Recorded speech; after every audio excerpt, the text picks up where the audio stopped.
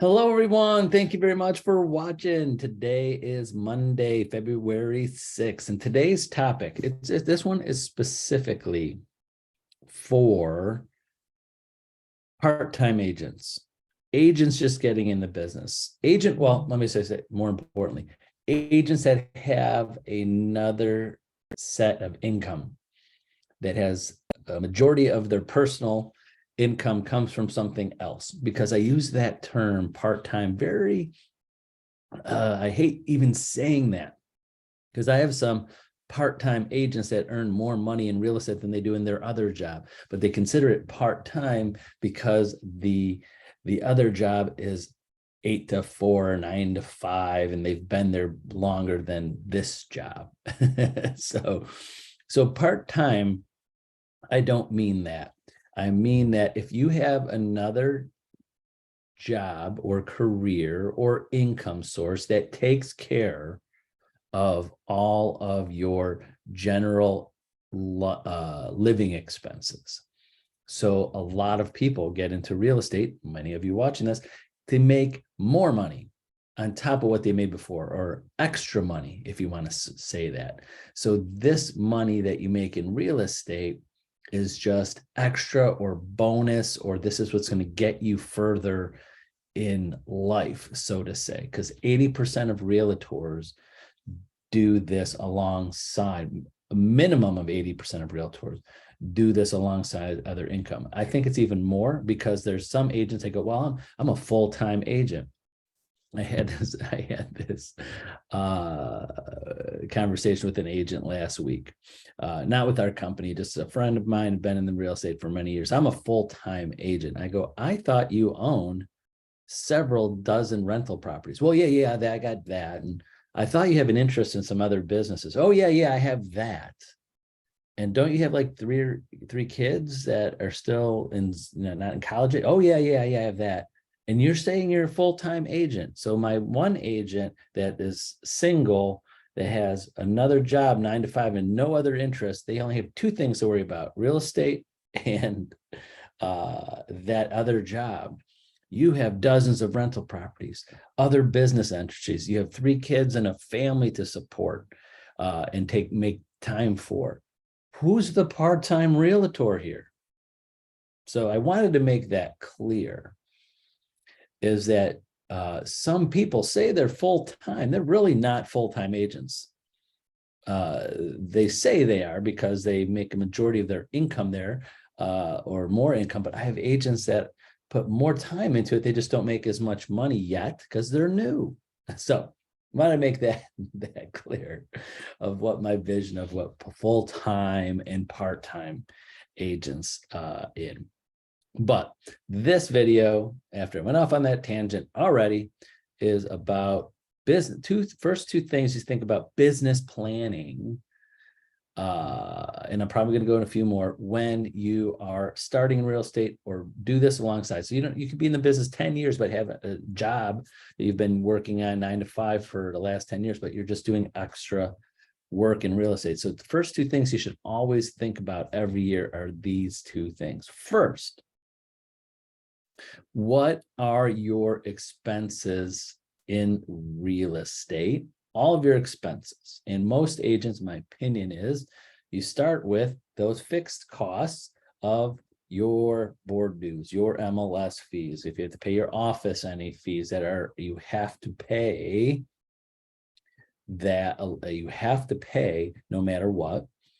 And then any other expenses that you have, which are not that many as much anymore, that you have to have just for real estate. You have cell phone, you're paying for any technology or tools that your office isn't already supplying, an extra an extra line for your computer, your laptop, so you could connect, you're on your phone plan. All the things that are real estate related, that if you stopped real estate today, what expenses can you take away? Not your, I mean, you have gas and you have mileage that you get to write off, and you can write off your home office, but I'm actually things that you're going to cut. Yeah. So if you got a real estate today, probably your gas monthly gas bills will go down for your car. But I'm talking about anything else. You start with, so step one, you start with all of those expenses. And then you know for a fact that you could stay in real estate as long as you make those expenses. Because right now I see a lot of agents, because the market might have taken a turn for them, their business, because I'm saying the market might have taken a turn for them. I have agents right now selling more houses this year at this time than they did last year or the year before. They're market proof, or they're just working harder, or they're just all their prospecting kind of started falling through now. So the market's not changing everybody out there. So that's the number one thing. Secondly, is how much you're going to invest. This is really, really important.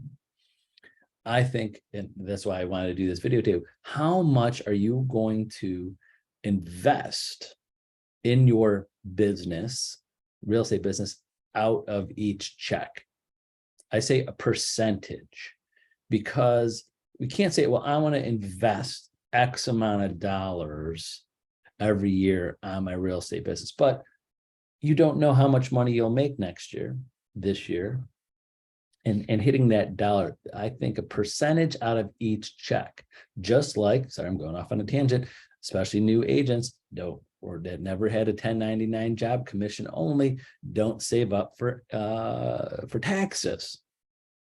So my personal opinion is that every check you get, this is just my personal opinion, every check you get, you talk to your finance or your accountant, your tax advisor, and decide how much percent are you going to have to pay in taxes, depending upon your personal income, your family income, how you file your taxes. In my opinion, if you put 35% aside, 35% aside for tax. Again, that could be a little bit higher, it could be a little bit lower. A lot of you are going to say, wow, that's high. It'd be lower. So 35% for taxes and 15% for reinvesting in your business.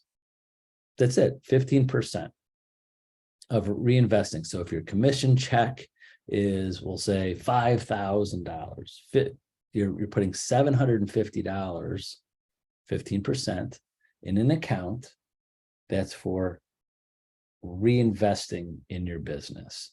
So half, that just why I rounded that up, half of every check is gone. So as soon as you get a commission check, $5,000, $2,500 is gone.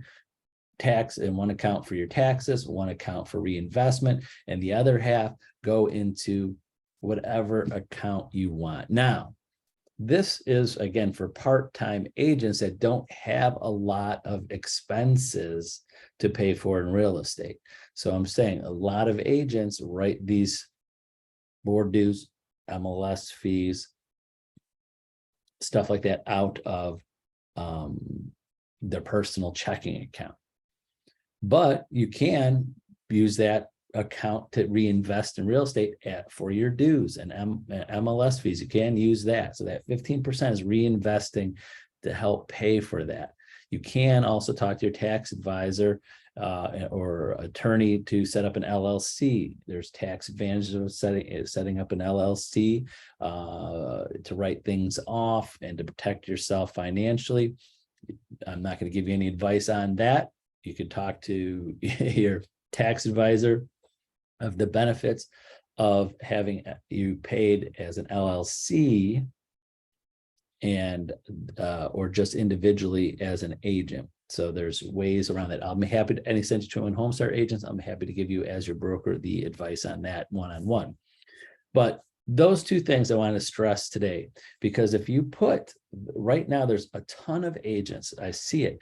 I just today on the MLS, I get a report from the MLS. Just in the last 2 or 3 days, like over 150, I had, it was 3 days, 3 days, over 150 agents inactive out of our MLS. And there's going to be more as the rest go on. If because a lot of these agents I'm seeing, because I see their names, I could see what they've done, different offices that they're with. I know they've had sales, but right now they just don't have, they don't have the money, or they don't want to spend the money to pay the $700 for their board dues. And then when they do that, when you go inactive, you just, your brain starts shutting down in real estate. A lot of them say, I'll get back into it in spring when I find a buyer. But unless you have that, you pay those dues now at the beginning of the year, you have an incentive, at least a small financial incentive, to get busier faster, no matter how you cut it, no matter how you convince yourself, I'm not going to pay the dues, I don't have much going on. Then you start slowing down. And then some agents never get the reactivated. They just forget about it. They go, whatever. Or they get people that call them or whatever. My license is inactive. Sorry. They don't know how easy it is or how to reactivate, because the company they're with don't explain to them we could reactivate really quickly. So every year we have a handful of agents that get inactive this time of year. I always remind them, call me as soon as you're ready to get active again. We're ready to take you back. And keep on thinking real estate. But so those two things of your expenses, saving some of your check for taxes and for reinvesting to pay those bills and to reinvest. So if you made, some agents, like if you made, say, $20,000 last year and you put 15% away, what's the math on that? 20%, that's $3,000. You would have $3,000 to invest in your business. Like, people, you're probably gonna say, well, that's a lot of money to the agents that just make up to $20,000 a year. You could start using that money for consistent mailers to your sphere of influence, to hiring an assistant. You could hire people per job to make calls. You know how many calls companies that make calls for agents to try to set appointments? $2,500 will go a long way with them to make some calls that help you generate income. Maybe pay for some leads from Realtor.com, Zillow. You could use that money to reinvest in something. But before you do that, especially any Century 21 Homestar agents, call me, because the next step is, and I know I was going to go off further into this, is that you got to make sure there's something consistent you do. Just, it's not a one-time shot. Let's send out a $2,500 worth of mailers and see what happens. No, let's say, hey, we're going to send out a quarterly mailer to your sphere of influence, followed up by a phone call and an email, and maybe a pop by to some of the people, and we'll spread it out so it's consistent every year, over years. And then if you consistently make $20,000-$30,000 in real estate, I'm just throwing out that number, consistently how much money you're going to have to reinvest and pay for these things ahead of time. This is what businesses do. This is what successful businesses they do. They put the money aside to reinvest in their business. But in real estate, which is great, you don't have to write a check for yourself and put that money in now. You could do that as you're making money. So to the coaching of my new agents is getting in the business. If you start now and investing in saving some of that money that you're making now, your first year, your second year, you don't even have to do it every year. You could wait and save up money till you could consistently do it. Again, not to go off on a tangent, I would put enough money. I wouldn't start a program right now. Say if there was a program that's $2,500 a year to do it, to the mailing system. I'll just say one consistent mailing to your sphere, your database of things throughout the year, maybe 2, 3, 4 times a year. And it costs $2,500 a year to do it. Then you wait 2 years to really start it. So you have 2 years and it's starting, then you'll always have that money in there because it's coming. You always have a year supply of that money. If you have like a $2,500 budget and you start with $5,000, then the next year, hopefully you built that $2,500. There's always a year cushion in there. of that. So that's a whole nother video and budgeting for expenses. But I wanted to give you something to think about because we have so many brand new agents getting in the business. I mean, we just had 2 that passed their test just today. In this year alone, probably like 7 or 8. I have over 20 new agents that have joined our office just this year. Well, it's not even, 20 agents, not even this first full week of February. So it's been going crazy. And about at least 6, 7, 8 of those are new agents right out of school. So I see a lot of new agents getting in the business, and this is a great time to get in the business. And I see a lot of agents getting out that were just licensed over the last 2-3 years, not even 3 years. I see the license numbers of all these agents are usually about 2 years they've been in the business. And they're going inactive because they just don't want to pay the dues, or they didn't set that money aside, or they just don't want to invest in it. But the last thing I'll say, if you put that money in an account to pay for those dues, and that account is not something you touch like as your daily, your personal checking account, you'll know you have the money in there. So when the board dues are due, you just pay those. So to all the new agents, always put that money aside. Don't wait to the beginning of the year to write it out of your personal household checking account, because then it feels like it hurts more than it does.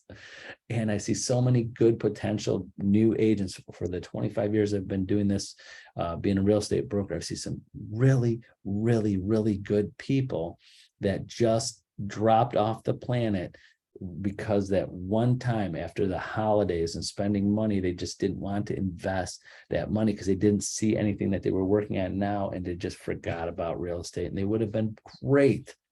That, that one little decision sometimes in life turns it all around. And I have some terrific agents doing great business that have been with me over 20 years that have gotten to that point of deciding if they're going to pay their dues many, many, many times.